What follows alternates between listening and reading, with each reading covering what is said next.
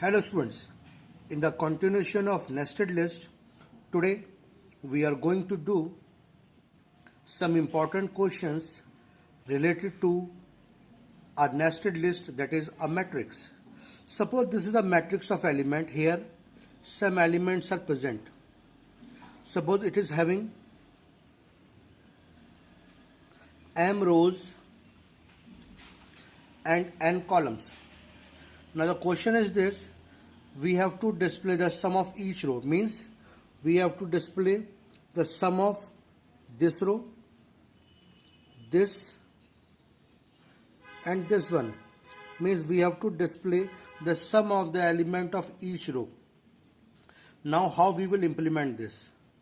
Now one important thing which is keep to be in mind is that row wise element is A of ij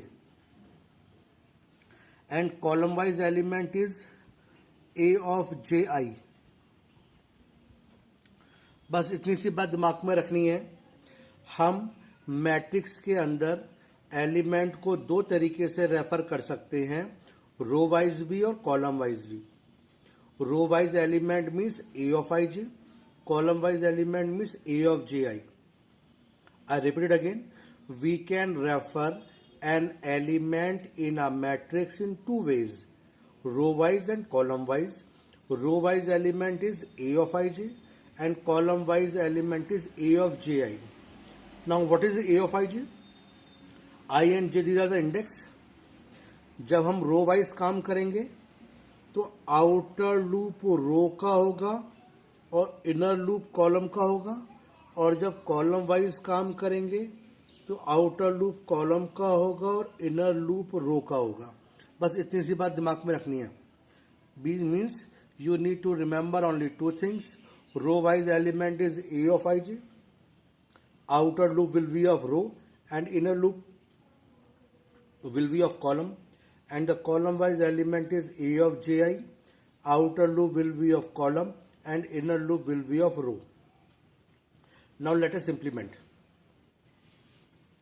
First question, display the sum of each row. First question, second question.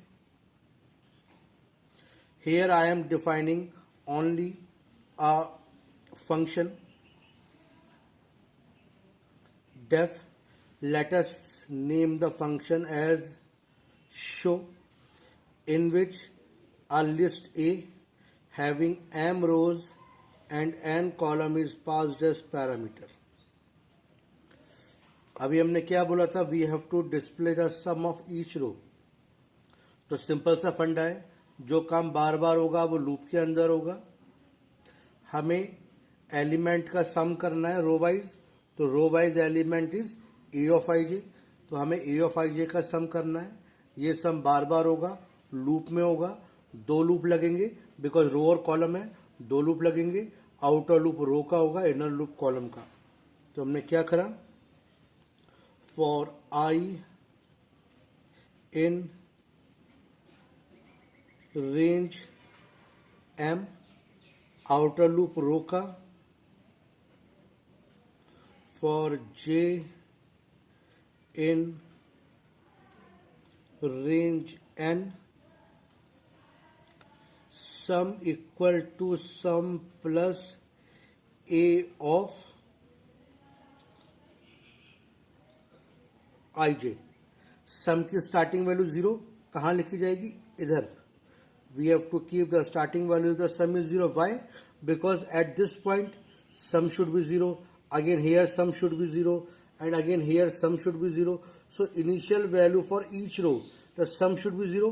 तो as soon as the row changes the initial value of the sum will become zero. जैसे ही रो change होगी अगली रो के सम की initial value zero हो जाएगी और उसमें ए ऑफ आई जे ऐड होता रहेगा। और फिर हम लूप खत्म होने के बाद में, कब, जब ये कॉलम वाला लूप खत्म हो रहा है इसके बाद में, मीन्स इन दिस इंडेंट हम उस सम को प्रिंट कर देंगे। तो ये तो मीन्स आई की वैल्यू 1, तो हियर सॉरी आई की वैल्यू 0, तो here 0 0 0 1 0 2 0 3 0 4 0 5 until this n appears. So 0 0 0 0 0 1 0 2 0 3, ये हमारा n खत्म हो गया, फिर सम डिस्प्ले हो गया. Again the value of I will become 1, again will become, and again the j will start from 0, it will become 1 0 1 1 1 2 1 3 2 0 2 1 2 2 2 3. In this way the sum of each row will be calculated and it will be displayed. Now sum of each column. Now look at here very carefully. Def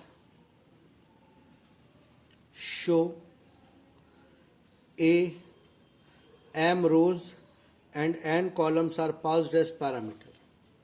Now as I have told you earlier, column wise element is a of ji. Outer loop column का होगा, inner loop row का होगा. तो outer loop column का for I in range n, because n is the column. यहां पर आप confuse हो रहे होगे, मैंने बोला है आउटर लूप कॉलम का होगा, तो आपके दिमाग में ये क्वेश्चन आ रहा होगा कि सर जे वाला लूप आप बाहर लिखते, क्योंकि जे कॉलम का लूप है. अरे किसने कहा जे कॉलम का लूप है? कॉलम तो n से डिफाइन हो रहे हैं, ना कि जे से. तो हमने क्या बोला, कॉलम का लूप बाहर होगा, तो इसका मतलब क्या, ये n बाहर आएगा. सम की starting value 0, inner loop row का होगा for j in range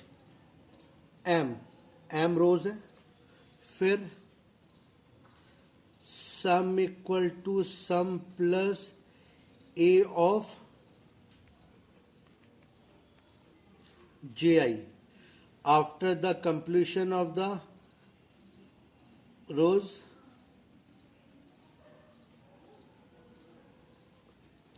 Print sum. Now let us execute. Suppose this is a matrix of element m n 0 1 2 3 0 1 2. Look at very carefully. I की value 0, j की value 0, तो पहला element कौन सा हो गया, 0 0 0 0, दिस एलिमेंट. फिर क्या हुआ, j की वैल्यू 1 हो गई, इट इज 1 0, तो देखो 1 0. फिर j की वैल्यू 2 हो गई, 2 0. फिर j की वैल्यू 3 हो गई, 3 0. m-1 कंडीशन फॉल्स, बाहर आ गया. ऊपर गए, i की वैल्यू हो गई हमारी 1, सम फिर से 0 हो गया, j की वैल्यू 0 हो गई. Now it is 1 0, sorry now it is 0 1, j 0 हो गया, 0 1 0 1. फिर j की वैल्यू 1 हो गई, 1 1 2 1 3 1. अगेन ये कंडीशन फॉल्स हो गई. फिर से ऊपर गए, i की वैल्यू हो गई 2, j की वैल्यू 0 0 2 0 2. फिर j की वैल्यू 1 1 2 2 2 3 2, इन दिस वे. अब अगर कोई बच्चा ये बोलता है कि नहीं सर, मैं तो कॉलम का लूप j मानूंगा, j का लूप मैं बाहर लिखूंगा, मतलब एज इट इज उठा के इसे लिखना चाहता है बाहर, ये बाहर और ये अंदर, तो उस केस में एलिमेंट आई जे नहीं होगा, सॉरी एलिमेंट जे आई नहीं होगा, एलिमेंट आई जे ही रहेगा. मीन्स अगर हम इसको इस तरीके से लिखते हैं,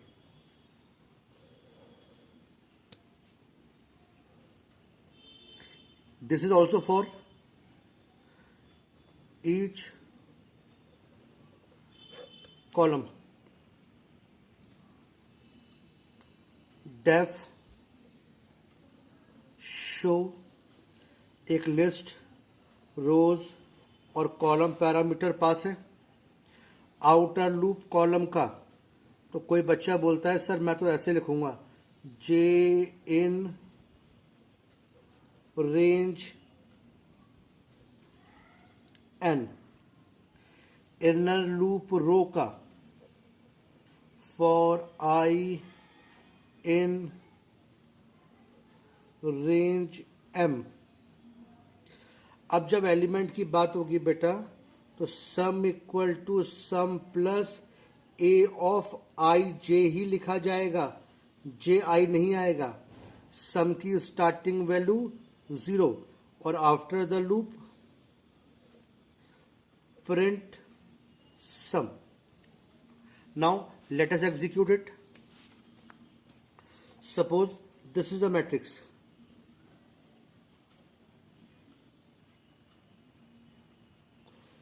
0 1 2 3 0 1 2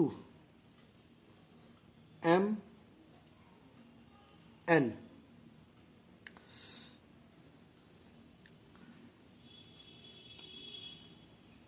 j 0 I 0, it is 0 0 0 0। now I is become 1, it is 1 I is become 1, it is 1 0 1 0। now I become 2 2 0 3 0। बाहर आए, j की वैल्यू 1 हो गई, I 0, तो 0 1 0 1।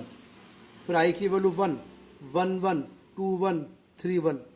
ऐसे बाहर गए, j की वैल्यू 2 I 0, इट इज 0 2 0 2 1 2 2 2 3 2। तो this both answer are same, लेकिन हम इसको फॉलो करेंगे और तुम्हारे स्कूल में इसको लिखा जाएगा, बट दिस ये आंसर हम फॉलो नहीं करेंगे। ये दोनों सही हैं, इसको फॉलो इसलिए करेंगे because here two things are different. जब भी तुम्हारे दिमाग में रो वाइज आए तो रो वाइज सुनते ही तुम्हारे दिमाग में आना चाहिए A of I J. Outer loop row का होगा, इनर लूप कॉलम का होगा।